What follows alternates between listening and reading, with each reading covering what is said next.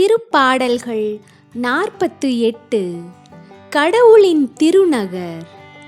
ஆண்டவர் மாண்புமிக்கவர். நம் கடவுளின் நகரில் அவரது திருமலையில் மிகுந்த புகழுக்குரியவர். அழகும் உயரமுமாய் தொலைவடக்கில் திகழும் சீயோன் மலை அனைத்து உலகிற்கும் மகிழ்ச்சியாய் இலங்குகின்றது.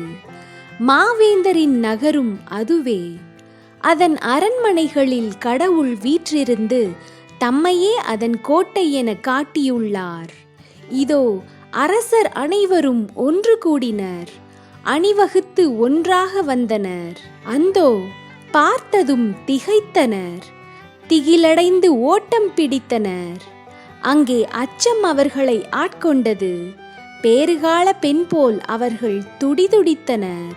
தர்சீசு கப்பல்களை கீழே காற்றினால் நீர் தகர்த்தெறிகின்றீர். கேள்விப்பட்டவாறே நேரில் யாம் கண்டோம். படைகளின் ஆண்டவரது நகரில், ஆம் கடவுளின் நகரினில் கண்டோம். கடவுள் அந்நகரை எந்நாளும் நிலைத்திருக்கச் செய்வார். கடவுளே, உமது கோவிலின் நடுவில் பேரன்பை நினைந்து உருகினோம். கடவுளே, உமது பெயரைப் போலவே உமது புகழும் பூவுலகின் கடை எல்லை வரை எட்டுகின்றது. உமது வலக்கை நீதியை நிலைநாட்டுகின்றது. சீயோன் மலை மகிழ்வதாக. யூதாவின் நகர்கள் நீதி தீர்ப்புகளை முன்னிட்டு அக்களிப்பனவாக. சீயோனை வலம் வாருங்கள், அதை சுற்றி நடை போடுங்கள். அதன் காவல் மாடங்களை எண்ணிக்கையிடுங்கள்.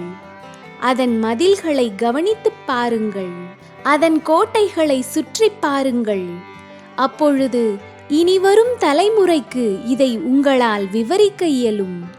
இத்தகைய கடவுளே என்றென்றும் நம் கடவுள். அவரே நம்மை இறுதி வரை வழி நடத்துவார்.